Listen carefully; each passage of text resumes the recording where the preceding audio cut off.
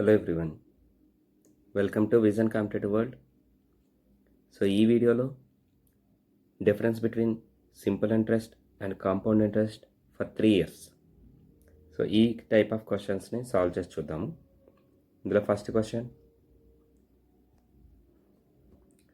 What is the difference between simple and compound interest on 5,000 rupees at 10% per annum for 3 years?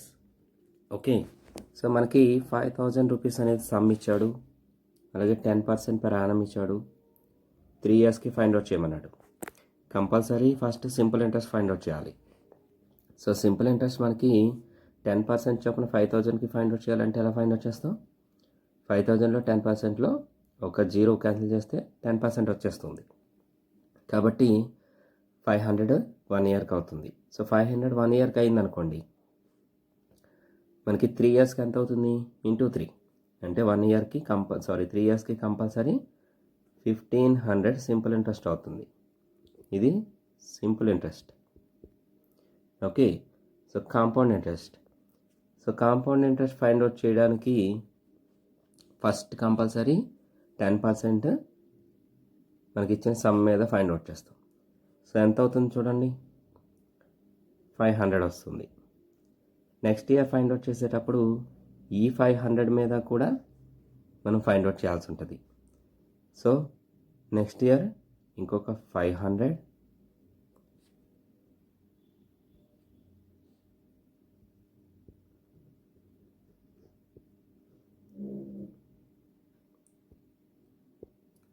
So first year వచ్చేసి మనం 500 on 5,000 10% per annum find out చేస్తాము. Next year వచ్చేసరికి ఇదే 5,000 మీద 500 వస్తుంది.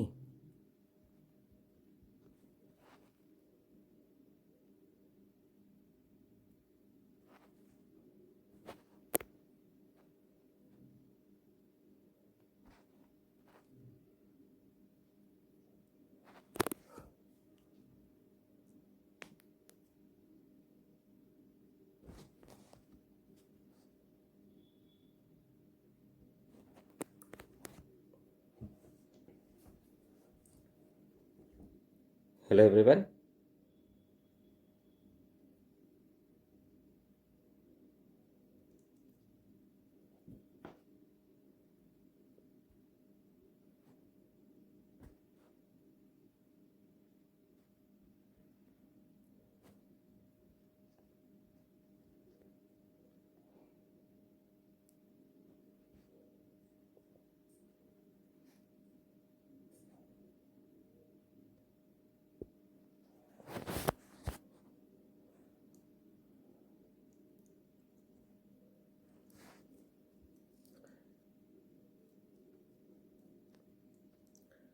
So first question, what is the difference between simple interest and compound interest on 5,000 rupees at 10% per annum for 3 years? So 3 ఇయర్స్కి 10% చొప్పున compound interest and simple ఇంట్రెస్ట్కి difference అడుగుతున్నాడు. Sum 5,000 rupees ఇచ్చాడు. ఓకే, సో 5,000 రూపీస్కి first simple interest find out చేశారనుకోండి, 10% చొప్పున 1 ఇయర్కి 500 వస్తుంది. 3 ఇయర్స్కి 500 ఇంటూ 3 అంటే 1,500 సింపుల్ ఇంట్రెస్ట్ అవుతుంది ఈ 3 ఇయర్స్లో. సో 1,500 ఇది సింపుల్ ఇంట్రెస్ట్. కాంపౌండ్ ఇంట్రెస్ట్ ఏమవుతుంది? So compound interest first year మనం ఏం చేయాలి? కంపల్సరీ సమ్ మీద మాత్రమే ఫైండ్ అవుట్ చేయాలి. So first year value 500. Next ఇయర్లో అదే 10% ఈ 5,000 మీద ఫైండ్ అవుట్ చేయాలి, ఈ 500 మీద కూడా ఫైండ్ అవుట్ చేయాలి. సో ఈ 5,000 మీద వచ్చే 500 ప్లస్ ఈ 500 మీద 10% 50 రూపీస్. నెక్స్ట్ థర్డ్ ఇయర్లో ఫైండ్ అవుట్ చేసేటప్పుడు ఈ 5,000 మీద 500 వస్తుంది,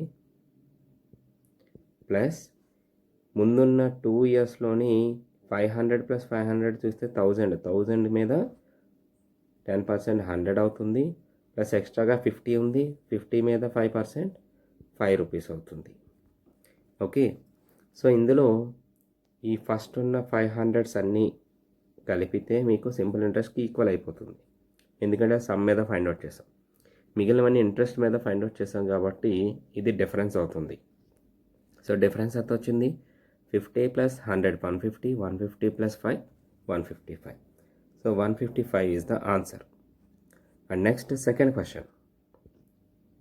సో సెకండ్ క్వశ్చన్ చూడండి. On what sum does the difference between the compound interest and the simple interest for 3 years at 10% is 31 rupees. So ఇక్కడ ఏం చేశాడు? డిఫరెన్స్ ఇచ్చాడు, సమ్ ఫైండ్ అవుట్ చేయమంటున్నాడు. సో డిఫరెన్స్ ఇచ్చి సమ్ ఫైండ్ అవుట్ చేయమంటే, అది కూడా 3 ఇయర్స్కి చేయమంటే ఎలా చేయాలి, ఈజీగా ఎలా చేయాలి అనేది ఒకసారి చూద్దాం. ఓకే. సో ఒకసారి చూడండి, ఇక్కడ మనకి డిఫరెన్స్ ఏది ఇచ్చారో అది వేయండి. ఫస్ట్ 31, దాన్ని 3 ఇయర్స్ కాబట్టి 3తో డివైడ్ చేయండి. డివైడ్ చేసినప్పుడు కంపల్సరీ రిమైండర్ ఉండేటట్టుగానే డివైడ్ చేసుకోండి. ఒక్కొక్కసారి మనకి ఇచ్చిన డిఫరెన్స్ ఎగ్జాక్ట్గా 3లో క్యాన్సిల్ అవ్వచ్చు, బట్ అలా చేయొద్దు. 3లో క్యాన్సిల్ అయ్యేలాగా ఉన్నా సరే రిమైండర్ చూసుకొని క్యాల్కులేట్ చేయండి, రిమైండర్ ఉండేటట్టుగా. సో ఇక్కడ 31లో 3 అనేది 10 టైమ్స్ క్యాన్సిల్ అవుతుంది. ఓకే, రిమైండర్ 1 వస్తుంది. అయితే ఇక్కడ మనం ఎన్నిసార్లు క్యాన్సిల్ చేసామో దాంట్లో rate of interest find out చేస్తే, రేట్ ఆఫ్ ఇంట్రెస్ట్ ప్రకారం ఇంట్రెస్ట్ ఫైండ్ అవుట్ చేస్తే మన రిమైండర్కి ఈక్వల్ అవ్వాలి. అలా చేస్తే మనం చేసింది కరెక్టే. ఓకే, 3 10 టైమ్స్ క్యాన్సిల్ అవుతుంది, రిమైండర్ 1 ఉంది. ఈ క్యాన్సిల్ అయిన 10 టైమ్స్, ఈ 10లో మన రేట్ ఆఫ్ ఇంట్రెస్ట్ 10% కాబట్టి 10% ఫైండ్ అవుట్ చేస్తే అది 1 వస్తుంది. కాబట్టి అది రిమైండర్కి ఈక్వల్ అయింది, అంటే మనం చేసిన ప్రాసెస్ కూడా కరెక్టే. ఓకే, సో ఈక్వల్ అయింది కాబట్టి ఈ రిమైండర్ ఏదైతే ఉందో, reminder into okay 100 by rate of ఇంట్రెస్ట్ని 3 టైమ్స్ వేయండి. 100 by rate of interest, so 100 by rate of interest 10 into 100 by 10 into 100 by 10. Okay, so ఇప్పుడు మొత్తం క్యాలిక్యులేషన్ చేయండి, మీకు సమ్ అనేది వచ్చేస్తుంది. మొత్తం క్యాలిక్యులేషన్ ఎంత చూడండి. సో 10 కంపల్సరీ 10 టైమ్స్ పోతుంది కాబట్టి 3 టైమ్స్ కాబట్టి 1000 అవుతుంది. Okay, so 1000 is the answer. ఇంతే. నెక్స్ట్ క్వశ్చన్ చూడండి. ఇలాంటి నెంబర్ ఆఫ్ క్వశ్చన్స్ మీరు సాల్వ్ చేస్తే కనుక చాలా ఈజీ అవుతుంది. So next question. The difference of the compound interest and simple interest on a certain sum of money for 3 years at the rate of 10% per annum is 93 rupees. Find the sum. So ఇక్కడ ఎంత ఇచ్చాడు చూడండి, 93 rupees ఇచ్చాడు. దీని నుంచి మనం 3తో divide చేయండి. So ఇందాకే చెప్పాను, ముందు క్వశ్చన్లో చూసాం ఏంటి, ఎగ్జాక్ట్గా 3 క్యాన్సిల్ అయితే క్యాన్సిల్ చేయకూడదు అని. ఇక్కడ చూడండి 93 అనేది 3లో 31 టైమ్స్ క్యాన్సిల్ అయిపోతుంది, రిమైండర్ 0 అవుతుంది. రిమైండర్ అనేది 0 వచ్చేలాగా చేసుకోకూడదు. ఓకే, సో దాని ముందు వాల్యూకి చేయండి. 3 ఇంటూ 30 ఎంత అవుతుంది? 90. ఒకసారి చూడండి, 3 ఇంటూ 30 90, రిమైండర్ 3. మనకు అడిగిన పర్సంటేజ్ 10%. 30 టైమ్స్ క్యాన్సిల్ చేస్తాం కాబట్టి 30 టైమ్స్లో 10% ఎంత అవుతుంది? 3. ఓకే, అంటే మన రిమైండర్ 3కి ఈ 10% 3 ఈక్వల్ అయిపోతుంది కదా. సో సరిపోయింది. ఇప్పుడు ఈ రిమైండర్ 3 ఏదైతే ఉందో దాన్నే తీసుకోండి, into 100 by rate of interest 3 times. So 100 by 10 into 100 by 10 into 100 by 10.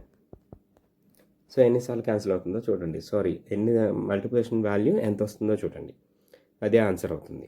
So 3 into ఇది 10 టైమ్స్ క్యాన్సిల్ అవుతుంది కాబట్టి 100లో 3 times, so 1000.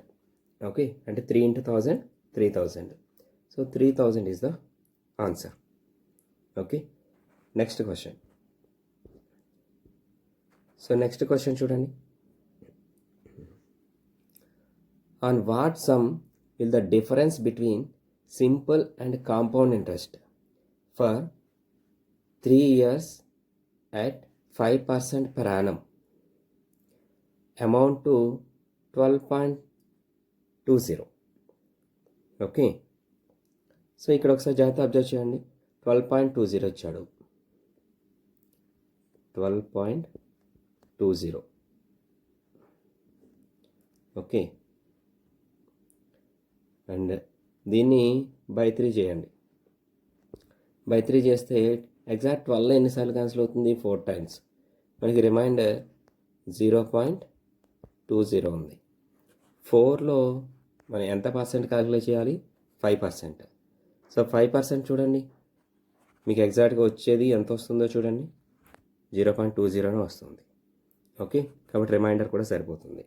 So remainder 0.20 into 100 by ఎన్ని పర్సెంటేజ్? 5 కాబట్టి 5 ఇంటూ 100/5 ఇంటూ 100/5 క్యాల్కులేట్ చేయండి. 100/5 అనేది 20 టైమ్స్ క్యాన్సిల్ అవుతుంది. So 20 times into 0.20. 20 టైమ్స్ని 3 times multiply చేస్తే 20ని 8,000 అవుతుంది. 8,000 ఇంటూ 0.20. సో 1,600 ఆన్సర్ అవుతుంది. Okay, next question. So next question చూడండి. A sum of money at compound interest compounded annually doubles itself in 4 years. So 4 yearsలో డబల్ అవుతుందంట. Okay, in how many years will it amount to 8 times itself. So 8 times ఎప్పటికి అవుతుంది అని అడుగుతున్నాడు. Okay, 4 yearsలో double అవుతుంది. మనం తీసుకున్న సమ్ సపోజ్ ఫర్ ఎగ్జాంపుల్ 100 అనుకుందాం. ఓకే, యాక్చువల్గా కాంపౌండ్ ఇంట్రెస్ట్కి సింపుల్ ఇంట్రెస్ట్కి డిఫరెన్స్ ఏంటి? సింపుల్ ఇంట్రెస్ట్ అంటే సమ్ మీద మాత్రమే every year interest find out చేస్తాం. బట్ నెక్స్ట్ ఇయర్కి కాంపౌండ్ ఇంట్రెస్ట్లో అయితే ఏమవుతుంది? ఇంట్రెస్ట్ మీద కూడా ఇంట్రెస్ట్ ఫైండ్ అవుట్ చేస్తాం కాబట్టి ఎవ్రీ ఇయర్ సమ్ అనేది చేంజ్ అయిపోతుంది. ఓకే, అంటే సమ్లో దాని ముందున్న ఇంట్రెస్ట్ కూడా కలుస్తుంది. So every year some change అవుతుంది, అది గుర్తుపెట్టుకోండి. ఓకే, సో 100 రూపీస్ నేను తీసుకున్నాను అనుకోండి.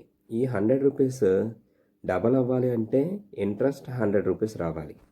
అది ఎప్పటికి వస్తుందంట? 4 ఇయర్స్కి వస్తుంది. ఓకే, సో 4 ఇయర్స్కి 100 రూపీస్ వస్తుంది. ఇప్పుడు ఇది డబల్ అయినట్టు, ఇంట్రెస్ట్ ప్లస్ సమ్. ఈ ఇంట్రెస్ట్ ప్లస్ సమ్ అనేది డబల్ అయింది, మనకి 8 టైమ్స్ కావాలి. సో ఎన్ని ఇయర్స్కి డబల్ అయింది అన్నాడు? 4 ఇయర్స్కి. కంపల్సరీ మళ్ళీ నెక్స్ట్ ఇయర్ మీరు ఇంట్రెస్ట్ ఫైండ్ అవుట్ చేయాలి అంటే ఈ 200 నుంచే కదా, అంటే ఈ 100 ప్లస్ ఇంట్రెస్ట్ 100 నుంచే కదా కలిపి ఫైండ్ అవుట్ చేయాలి. కాబట్టి 200 వేస్తుంది. అంటే 5th ఇయర్ నుంచి మీరు 200 పై నుంచి 200 దాని మీద వచ్చే ఇంట్రెస్ట్ యాడ్ చేసుకుంటూ చేయాలి.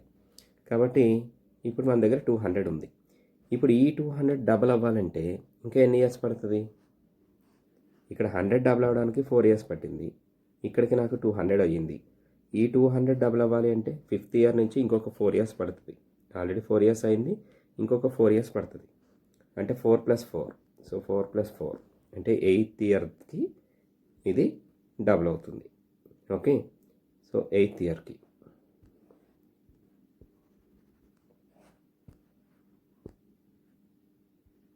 సో 8 ఇయర్స్కి డబుల్ అవుతుంది. అంటే ఇంకొక 200 యాడ్ అవుతుంది నాకు. ఇప్పుడు ఈ 200 కలిపి అనుకోండి, ఇది ఎప్పుడు 8th ఇయర్ దగ్గర. ఓకే, ఈ 200 కాస్త 400 అవుతుంది. ఈ 400 ఇంకో 400 అవ్వాలి అంటే ఇంకొక 400 యాడ్ అవ్వాలి అంటే ఎన్ని ఇయర్స్కి అవుతుంది? కంపల్సరీ ఇంకొక 4 యాడ్ చేయాలి. సో 8 + 4. ఓకే, అంటే 12th ఇయర్ దగ్గర అవుతుంది. 12th ఇయర్కి అవుతుంది. సో 12 ఇయర్స్ కంప్లీట్ అయ్యేసరికి 400 ఇంకొక 400 ఎక్స్ట్రా యాడ్ అవుతుంది. సో ఇప్పుడు ఇది టోటల్ ఎంత అయింది? 800. నేను తీసుకున్నది ఎంత?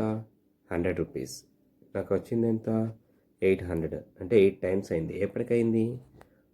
12th ఇయర్కి, 12 ఇయర్స్కి అయింది. సో అంటే మనకి 12 ఇయర్స్కి ఇది 8 టైమ్స్ అవుతుంది.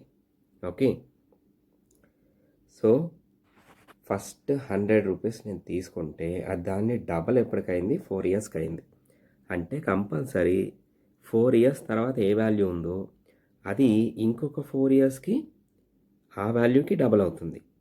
సో 4 ఇయర్స్ తర్వాత నాకున్న 200 కాబట్టి 8 ఇయర్స్కి ఇంకొక 200 యాడ్ అయ్యి 400 అయింది. ఇప్పుడు ఈ 400 డబల్ అవ్వాలి అంటే కంపల్సరీ వీడు 4 ఇయర్స్కి ఇచ్చాడు కాబట్టి ఇంకొక 4 ఇయర్స్ యాడ్ చేసుకోవాలి. అంటే టోటల్ 12 ఇయర్స్కి నాకు 800 అవుతుంది. సో నాకు తీసుకున్న వాల్యూకి ఫైనల్ వాల్యూకి 8 టైమ్స్ క్వశ్చన్లు అడిగినట్టుగా 8 టైమ్స్ సరిపోతుంది. ఇది 12 ఇయర్స్కి అయింది. ఓకే, కాబట్టి 12 ఆన్సర్. దీన్నే ఇంకొకలా కూడా చేయండి. ఓకే, సో ఒకసారి జాగ్రత్త అబ్జర్వ్ చేయండి. ఇది ఇంకా ఈజీగా వచ్చేస్తుంది. నేను 100 రూపీస్ తీసుకున్నా. ఈ 100 రూపీస్కి ఇంట్రెస్ట్ అనేది డబల్ వేసుకుంటే ఇంకొక 100 వస్తే, ఓకే, ఇంకొక 100 వస్తే డబల్ అవుతుంది. అది ఎన్ని ఇయర్స్కి అయింది? 4 ఇయర్స్కి అయింది. 4 ఇయర్స్కి డబల్ అవుతుంది. నాకు 8 టైమ్స్ అడిగాడు.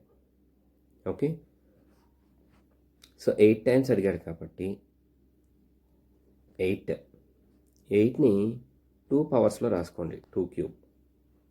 ఓకే, ఈ 2 క్యూబ్లో పవర్ ఎంత ఉంది? ఓకే, పవర్లో ఎంత ఉంది?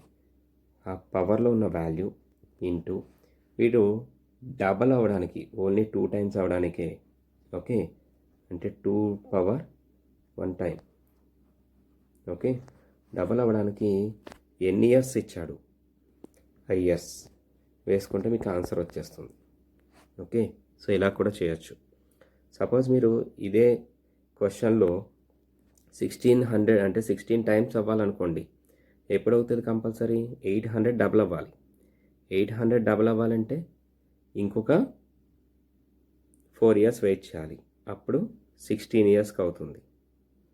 ఓకే, సో 16 ఇయర్స్కి అవుతుందంటే 16 ఇయర్స్ అంటే 16ని 2 పవర్ 4 అని రాస్తారు. కాబట్టి 4 ఇంటూ వాడిచ్చిన డబల్ అవ్వడానికి ఇచ్చిన 4 ఇయర్స్ మల్టిప్లై చేస్తే 16 సరిపోతుంది. అలాగే ఇక్కడ మనకి ఇచ్చింది 8 టైమ్స్ అడిగాడు. 8ని 2 పవర్స్లో రాసుకుంటే 2 క్యూబ్. సో పవర్లో ఉన్న వాల్యూ 3 ఇంటూ డబల్ అవ్వడానికి ఎన్ని ఇయర్స్ పట్టిందో అది వేసుకుంటే సరిపోతుంది. ఓకే, సో అంటే ఏమైంది? నాకు 8 టైమ్స్ కావాలి. దాన్ని నేను 2 పవర్స్లో రాసుకుంటే 2 క్యూబ్గా రాసుకున్నాను. ఓకే, అలాగే డబల్ అవ్వడానికి నాకు కావాల్సిన అంటే 2 టైమ్స్ అవ్వడానికి కావాల్సిన 4 ఇయర్స్ ఏదైతే ఉందో ఆ 4 ఇయర్స్ తోటి పవర్లో ఉన్న వాల్యూని మల్టిప్లై చేస్తున్నాను. చేస్తే నాకు 12 ఇయర్స్ వచ్చేస్తుంది. So 12 years is the answer. ఇలా కూడా చేయొచ్చు. ఇలా చేస్తే ఇంకా ఈజీ అవుతుంది. బట్ మీరు కన్ఫ్యూజ్ అవ్వకుండా చేయాలి. ఇక్కడ డబల్ ఇచ్చాడా ట్రిపుల్ ఇచ్చాడా అనే దాన్ని బట్టి చూసుకొని చేయండి. డబల్ ఇచ్చినప్పుడు ఇది వర్కౌట్ అవుతుంది ఎక్కువగా. ఓకే, సో ఇలాంటి క్వశ్చన్స్ మళ్ళీ నెక్స్ట్ వీడియోలో సాల్వ్ చేద్దాము. ఈ క్వశ్చన్స్లో మీకు ఏమైనా డౌట్ ఉంటే నాకు కమెంట్ చేయండి. Thank you.